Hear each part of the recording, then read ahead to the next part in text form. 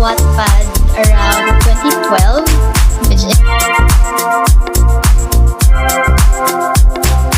Hi JSLs! You're now here at the part 2 of episode 8 of Is It Bawal the Jonax podcast. And I'm still here with my lovely guest, Cess, or Imaginary J-Girl from TikTok. Okay, as always, I want to say my disclaimer that the views and opinions of this podcast do not reflect the views and opinions of Jonax, the author herself. So ladies, hold on to your seats because we are gonna be talking about After the Last series. Oh, alam kong marami sa inyo mga nagiging inhit sa After the Last series. So basically, we're gonna be talking about the impact of this series to us JSLs. So to start, we are gonna be talking about how different ATL is from other Jonax stories. So Sass, take it away, please. Yes. For me, ang talaga ng ATL series, it's very iconic. Yung start niya is very iconic, especially yung Made of Ruins. Like, I know. Di ba ate, grabe. Nung nag-start to, parang ang dami nating na-curious bakit nag-start si Ate J ng bagong series. Like, what is this series about? What is the story about? And as the story unfolds, ako napansin ko, it's very different from Ate J's previous series. Like, for example na lang, ang parang layo ng difference niya sa Ras, Rara Avis, na parang ang sa atin, Ras na yung pinaka-dark theme ni Ate J. Diba? Pero meron pa palang mas darker. And that's after the last series. And ang ganda ng opening nila with Cameron and Naya. Oh my gosh! Grabe! Hindi ko ano. May na-open di kasi sa simula. Grabe ang opening talaga. Pasabog. I know. Girl, I was shocked. I'm like, whoa! I can't believe it. Ano ba itong binabasa ko? Bakit ganito? Hindi tayo ganito, Ate J! Tapos diba, it's so interesting kasi it was the POV of the lead guy. Yung sa simula. And that was a start. That was a good start talaga. And that was a first, I believe, from Jonah. So, kaya it's very amazing talaga. So, I know definitely sa Montefalco series, syempre, POV nung ni Josiah tsaka ni Azzy kasi sila yung Montefalco cousin na bida. Pero dito kasi, diba, it was still predominantly the female POV. Pero, sinimulan niya sa male lead na POV for the simula, for the prologue, basically.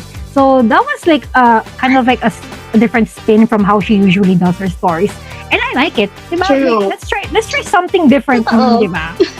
Yeah. Okay, gusto ko lang sabihin, oh my gosh, sana walang minors na nakikinig dito. Okay? Oo nga, oh my God. Medyo tayo doon. Careful tayo sa mga underage pa. Pero, yeah. Read at your own discretion, guys. So yeah, as I was saying, kasi itong ATL series, it's definitely rated R to say the very least. So sana walang minors na makikinig ngayon dito. Hindi ko kayo, I don't want to shoo you away, guys, pero kasi lang yung mga pag-usapan kasi dito, it's very mature na. So just letting you know, okay? Okay, so going back, yun nga, ATL series is definitely a game changer for Jonah kasi I did not ever think na magsusulat siya ng something about sa mga sindikato. Oh my God, so unexpected. That was so unexpected. I never thought I would see the day na I will be rooting for a sindikato. Diba? Hindi ko na be like, buti na lang hindi siya yung nakidnap. Diba? Ang funny nung part na yun.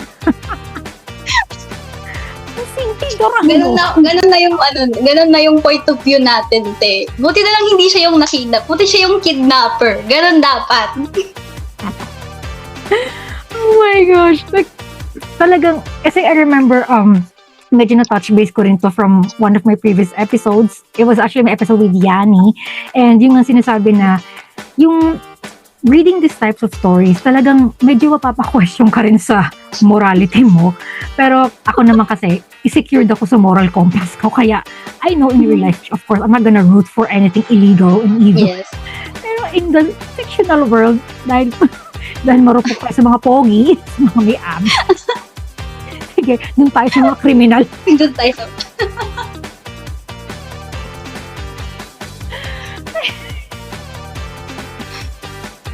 Gabi, hindi ko na talaga na-expect na magkakaroon tayo ng era na sobrang body na ng mga male leads. I know. Tapos di ba nagkaroon pa ng mga songs na connected sa dalawang ATL stories so far. Yes. So, Made of Ruins, di ba? Yung kanta sa 50 Shades of Grey, yung Yung Love Me Like You Do ata. yan, yung Love Me Like You Do, ayun. Kasi di ba? Mr. Grey will see you now. Tapos di ba may pilot license din si Mr. Grey. So, parang Cameron, di ba?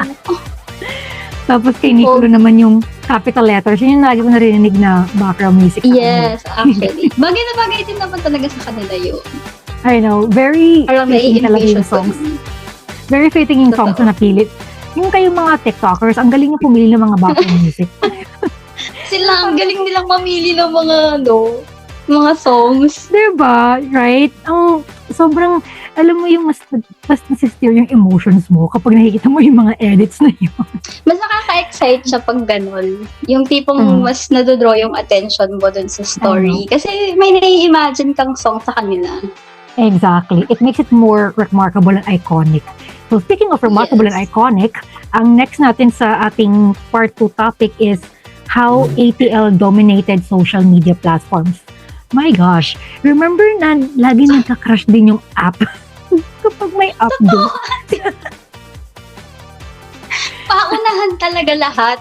I know. Tipong papasukin niyo ako, lumabas kayo dyan. Ako naman muna magbabasa. Labas na muna ang group 1. Group May group. Grabe. Like, hindi ko akalain na kahit ako, kasi di ba yung wifi ko naman dito, I know it's strong enough, pero hindi pa rin kinaya ng wifi. Hindi. Naranasan ko din mag-intay for my turn. Kaya I know the frustration. Alam mo yung, nireset ko na yung wifi ko, yung mobile data ko, in-on-off ko na, ayaw pa rin, girl, talagang loading pa rin talaga yung app ko. Ganon siya ka-impact. Ganon talaga ka-impact. Doon natin na-experience yung sobrang lala talaga ng crash niya. Kasi parang dati, di ba, pag nag-crash siya, saglit lang. Tapos pag okay na. Pero doon, doon siya talaga super nag-crash na. Ang tagal. Meron ata umabot like 1 to 2 hours na hindi nakakapasok. Like, oh my God. what the heck? Ang dami niya nang gustong makapasok. Ako naman. Iba talaga yung impact. Kasi itong genre na to talaga. Kasi, I mean, let's be honest. Kapag talagang yung maganda yung pagkakasulat yung sexual tension between the male and female lead. Tapos, alam mo yung malapit na sinanduin yun. Ano talaga siya, yung very detailed yung mga niya. Like, di ba matagal naman na nagsusulat ng BS Ate J. Pero iba yung detail ng ATL talaga. Parang feeling ko, nandun ako. Feeling ko nandun ako, na-experience ko siya. Ganun ko siya nararamdaman. Parang hindi ko talaga alam. Oh my gosh. Tapos, syempre, sino ba naman makakalimot sa iconic na kakakuyan? Diba? Yung ano pa yung setting pa, hindi tayo dun sa ganong setting na I know. very open. Just, it's something else. Kasi, yes. parang, it's very bold sa writing ni Jonax. It was very bold of her to go to this dimension. And she did it effectively. Kasi, Yes, talagang, definitely. ito yung gusto ko sa kanya na she was not afraid to explore a different side of writing. Parang, kasi it's her way of growing din as a writer. Tsaka para din Totoo. something new to offer to us, right? So, para bang it's a Something to win-win look forward to. Exactly. It's like a win-win situation for her and for us. Kaya, sobrang thankful ako na sinulat na tong 8. Tapos, ang isa sa mga talagang nagpapaganda ng experience reading ATL, the artworks, girl. The working artworks. And Oh my again, gosh, totoo. sobrang malaking Ang shout out daming kay Pen artworks na Comics. pumapasok sa isip ko. Right? So, yung talagang top 2 ko na mga artist na nakikita laging, yung alam mo yung sinasabayan yung pag may update, gagawa rin sila ng Yes. artwork. Si Pen Comics, definitely. Ay, Saka totoo. yung kailan ba si Illustrations by Ella? Isa rin siya sa mga masipag Yes! na Oh, mag-drawing. nakita ko Diba? sa Twitter, yes. Yeah, di ba madalas kapag may bagong update, may nasusundan niya agad ng drawing, ng artwork. Oo, galing nila. Talagang, oh my gosh. I'm very thankful sa mga buhay ninyo. Talagang, parang nagkakaroon ng more depth yung reading experience natin. And it becomes more fun. Kasi nga, may Yeah. drawing na, may art. Meron tayong may anatomy na tayo. Nakikita natin kung ano ang posisyon ng mga kung saan napupunta ang mga Yes, oo, yes. Alam mo, yung, naalala ko yung si Illustrations by Ella, yung una ko siyang na-discover, yung nag-drawing siya nung sa, ano nga ba yung hotel na yun, yung kay Cameron and Naya, tapos yung nasa oo! yung sa bathtub, hindi bathtub yun, Sa bathtub! jacuzzi, nasa may jacuzzi sila. Ay, oo, jacuzzi sa labas. Yung sa labas. Yung sa may parang terrace nung hotel. Yes! Oh my God! Tapos, chef's kiss. Like, mwah. Ang galing na pagkakagawa. Iconic. Kaya talagang sobra talaga ang pagiging thankful ko sa mga JSL artists. They make Yes. the reading experience so much better, like infinitely times better. Yes. Oh my gosh. Definitely. Tapos, alam mo yun, naalala ko na naman, di ba si Cameron, lagi siya nako-compare kay Tom Cruise, di ba? Kasi yung sa character ni Tom Cruise sa Top Gun. Alam mo yung, familiar ka ba sa movie niya? It's a movie from the 80s. It's actually a pretty good movie. Nagkaroon siya ng sequel like about 2-3 years ago. So, gusto ko yung ginagawang reference yung si Tom Cruise for Cameron. Kasi parang nagkakaroon tayo ng idea sa build niya and all that stuff. Tapos, Totoo. Yes. pagdating naman kay Nicolo, kasi pakiyang Kaya kayo. Si Manny and Jinky daw, si Nicolo at si Win. Sobrang laro nila, lalo na nung lahat na, parang na-dominate talaga yung For You page ko sa TikTok ng mga edits ng mga laban ni Manny Pacquiao. Tapos nandun si Jinky. Tapos may mga magko-comment na, ngayon lang ako nagka-wifi, ito na ba si Nicola at si Winter? Tawang-tawa talaga ako doon. Oh my God. Sobrang laro nila, grabe. Tapos, nung lagi napapadalas na yung edits kay Manny Pacquiao, I'm like, oh my God, siya na yung pumapasok sa utak ko, tama na!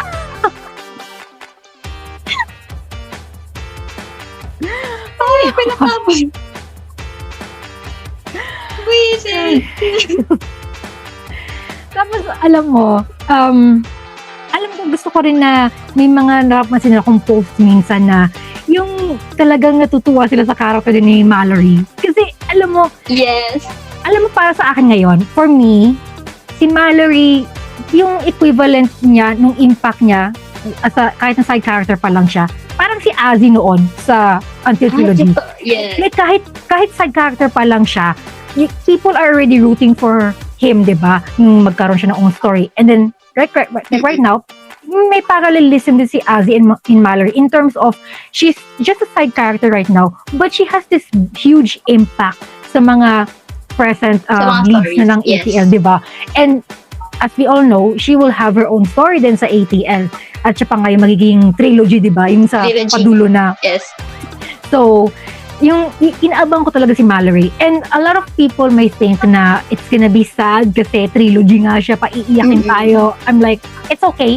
I don't mind. Okay. Kasi magkakaroon, alam mo ang hula ko dyan kay Mallory. Actually, we are gonna be watching nasa last bullet point ng ating part 2 of episode 8, which is about what to expect with the following stories.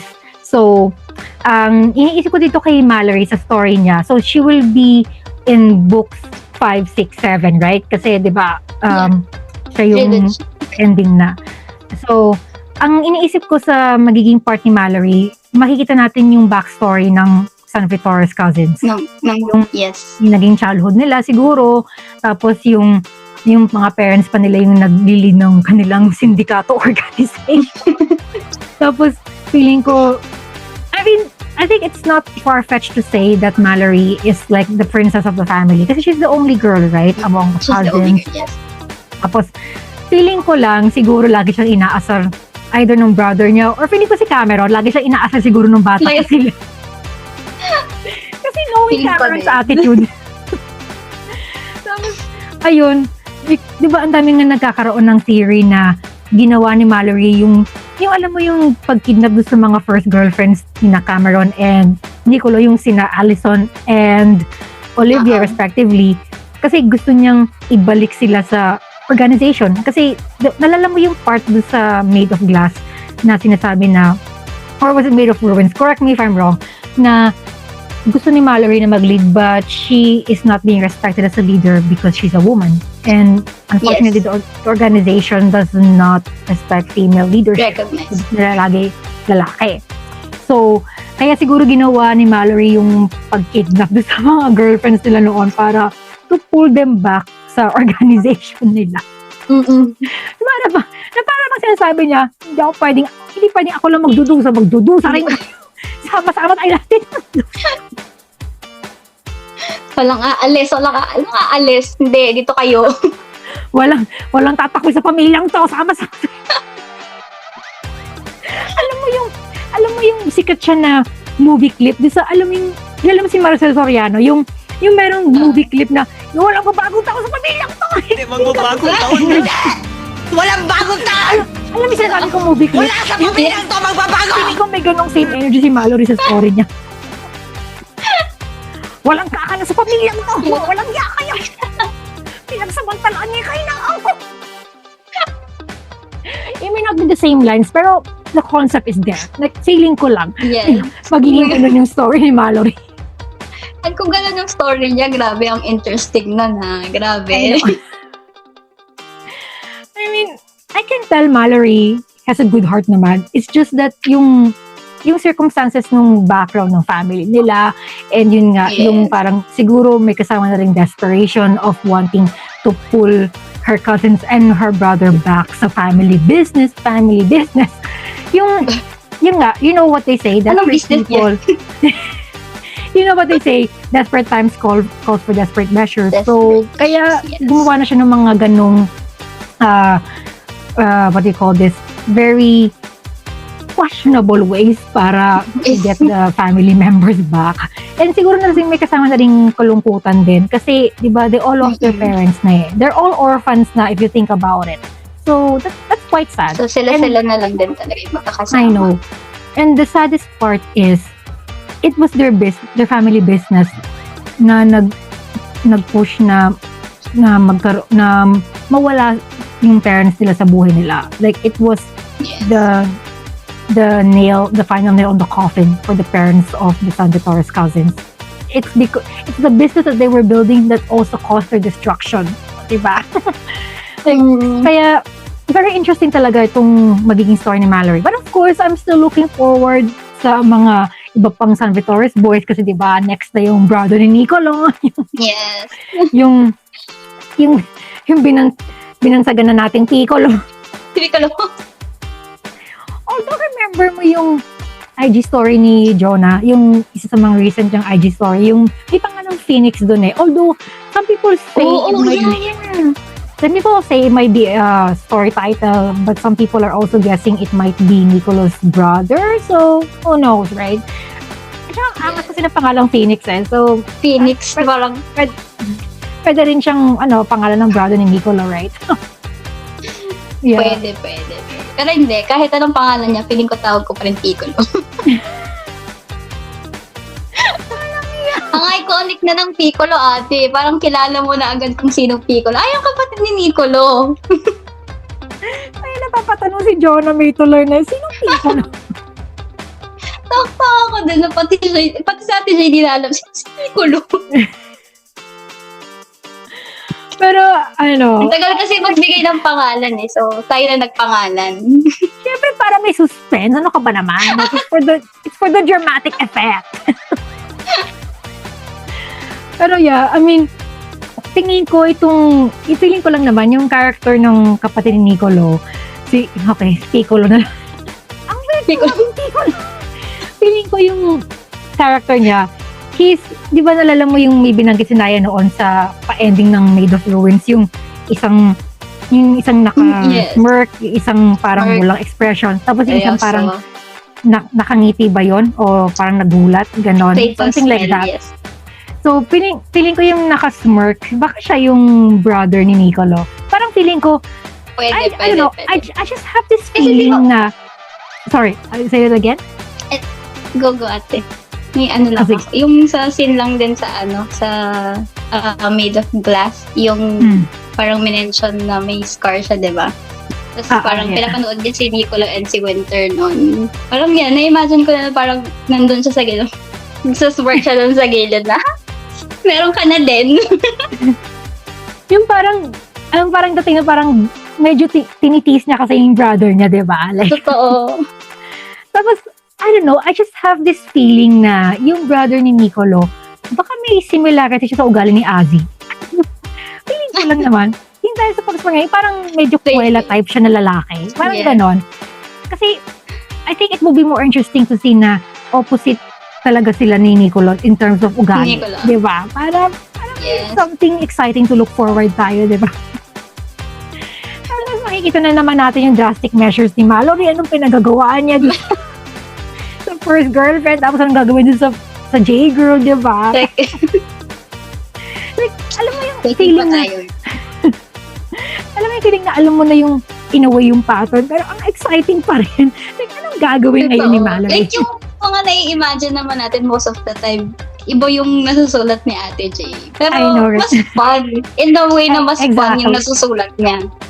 Like, may idea man tayo, pero yung nangyayari na i-execute na scene sa story, it's so much better than what we were thinking in the first place, Yes, diba? totoo.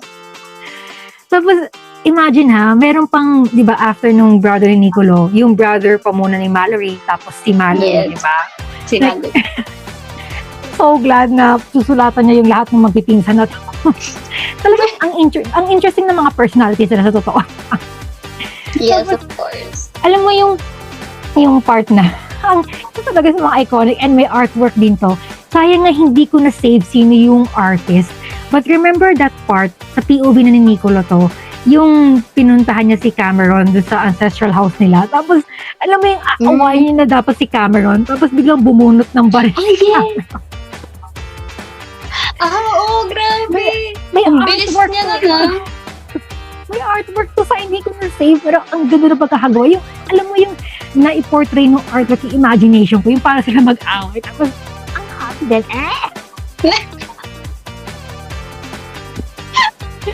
Tapos, oh my God.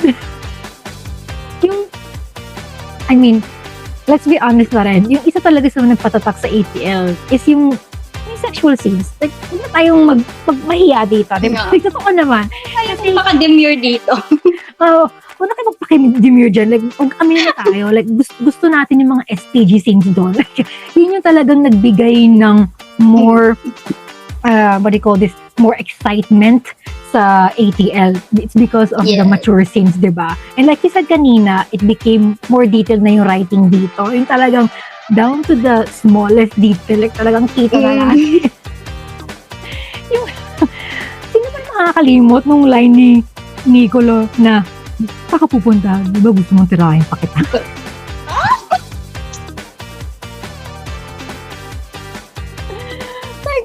my God. Ayoko na. Sige na, tinayin mo na ako.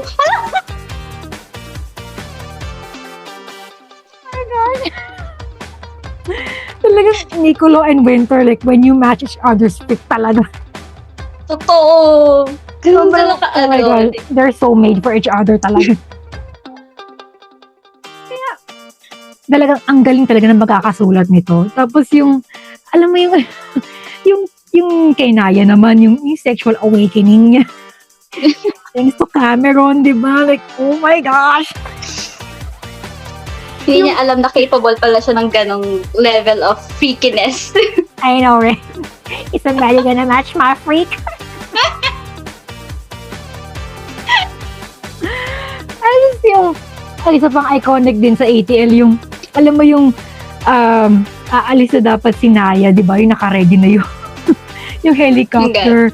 Tapos yung ayaw niya nga, yung, ano bang, I forgot the exact lines, pero yung parang, yung lines ni Cameron na like, ano bang gusto mo? Like, iyak na iyak si Naya. Tapos, yung binalik, tapos hinatak siya pabalik sa mansion. Tapos, alam mo na, they do Alam mo na. Kasi, ay nako. Ay, marupok din kasi si babae. Kaya, buka ka agad. Hindi makapigil. And I know some JSLs, I remember this talaga na, there were some JSLs who commented na, ano ba yan, bakit puro na lang ganyan si Naya? Like, ang parang abilis niyang bumigay, ganun, all that stuff. Kasi let's be honest din na, this type of topic then, it can generate different opinions then. Like, not everyone will be entertained by it per se. Pero kasi, in my opinion, para bang Cameron opened up her eyes na, as a woman, like, you are way more than just being a widow now. Like, hindi kasi parang ito na yung time mo to explore more about yourself. Kasi diba, like, she was promised to a much older man at the age of what? 19, right? She got married at 19. And that's very early to be, that's a very early age to be married. So, para bang, hindi niya pa, ano ba tawag dun? Hindi pa siya ganung nakapag-explore about sa world around her. Like, naatali siya agad. I mean, I know some people got married at 18. Like, I know this is a real life experience. Like, some people get married early and that's okay. Pero kasi sa situation ni Naya, she was like a very sheltered girl. Tapos, thrust into marriage right away just for business purposes, diba? Para maisalba yung kanyang, yung company nila. Sa company, diba? So, para bang ang naging nangyayari with Cameron coming into Naya's life, he made her see na parang there's more to life pa. Like, ang dami pang pwedeng ma-explore in life and also within yourself, yung, like, yung sexual awakening ni Naya. Na, like, para bang she became more complete as a woman thanks to Cameron nga. Tsaka para bang yung lagi siyang binibigyan, well, binibigyan is not the term. Yung bang minaparealize si Cameron kay Naya na you have this free will, like, you have the power in you to make your own decisions and to lead the life that you want. Like, it took her na magkaroon pa ng fubu sa katauhan ni Cameron before niya pa ma-realize lahat ng ito, na para bang she is claiming that part na hindi niya na-explore when she was younger. So, para bang in a way, talagang blessing din talaga sa kanya na na-meet niya si Cameron, diba? Na, yun nga, nangyari yung experience niya na yung in shambles yung company na iniwan sa kanyang late husband niya, umalis siya, tumakas siya. So, para bang it all worked out well in the end for her pa rin naman. So, ayun. Yan. It's just sad. Yung nangyari sa dad ni Naya, that was just really sad kasi, I mean, nakakagalit, of course. Nagalit tayo maigi sa dad niya. But at the same time, it was sad din. Kasi, tatay niya yun eh. Yun lang yung natitira niyang blood relative na buhay. I mean, at least yung immediate family member na buhay. And, ganun pa ang ginawa sa kanya ng dad niya. So, it's really sickening and at the same time, it's sad na, na namatay siya ng ganun. And, you know what? It's for the best na rin na Naya did not have any connection with him kasi nga parang she was always treated as a someone to be traded with in business. Kasi parang yung pagpapakasal niya, yung giving her his daughter's hand to Edmond in the first place, it was a business transaction to begin with. Like, para bang naging business asset yung sarili niyang anak, and that's all he sees her for. So, it's just really sad when a parent treats their kid like that. So, talagang, if you think about it, may pagka-poetic justice din yung pagkamatay ng dad ni Naya. And it's funny kasi never na napangalanan yung dad ni Naya, di ba? We always just say, Naya's dad, dad ni Naya. Hindi na nagkaroon ng pangalan. Okay na yun. Huwag na natin alamin yung pangalan niya. I know. Okay na yung anonymous siya. Like, it makes sense. Sige, huwag natin pangalan. Namatay ka na rin naman eh. So, it's for the best. Tapos yun nga, sa story nga ni Winter, like, it's just very satisfying na nagkaroon siya ng love of her life na wala na siyang pakiramdam na may kaagaw siya, like, na kailangan niyang mag-effort so much just to prove herself na she's worthy of love then. And talagang the way the stories were written, it's like the feeling na there's this satisfaction na naabot yung mga J-girls natin because from all those traumatic things that happen in their lives, of all the sadness, the pain, nagkaroon pa rin ng silver lining yung mga buhay nila. And parang na rin sa mga J-boys, yung mga San Vitores guys, para bang nagkaroon din sila ng second chance din in love. Kasi diba, hindi man nag-work out sa mga first loves nila, they still found their true love. And they became sure na these are the girls, the women that they want to spend the rest of their lives with. And talagang, it's such a happy ending. Like, ano mo yan, parang may pagka fairy tale pa rin yung feeling and in the end, diba? So, talagang satisfying pa rin siya. Yes. I know. Pero, ang sarap talaga ng sex doon. Yun pa rin talaga yung nalulok for. Pag sinabi mong ATL, feeling ko yun talaga number one na hinihintay ng lahat. I know. Like I said, wala tayong magkahiyaan dito. Wala tayong magpanggap. Yun naman talaga yung nagpasarap. Nagpasarap pala. yun talaga yung nagbigay ng more impact sa JSLs. Yeah. Mature scenes. And that's okay. It's okay to enjoy those types of stories. Like, there's no shame. There shouldn't be any shame in that. Okay?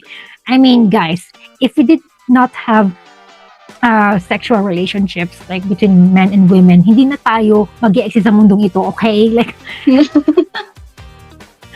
so, and it's just part of biology, guys, okay? We're human beings. So, okay lang yan. There's no shame in that, okay? It doesn't make you a bad person.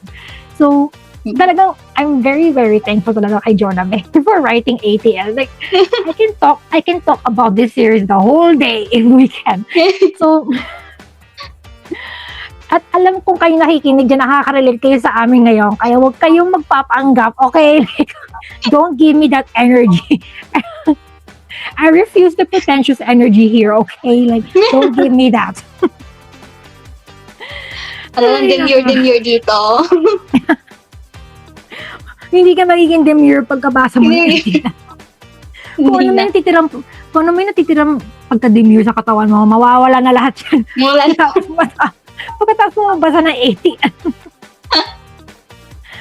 But don't get me wrong, I still respect that it's not gonna be everyone's cup of tea. So, and that's okay. That's true. Kasi nga, like I said, may parts kasi sa ATL nga na parang baka ma-shake yung morality mo.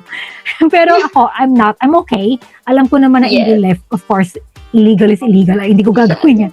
But just in the story itself, I just wanna indulge myself here, okay? Na I'm gonna be rooting for people who run this underground syndicates, okay?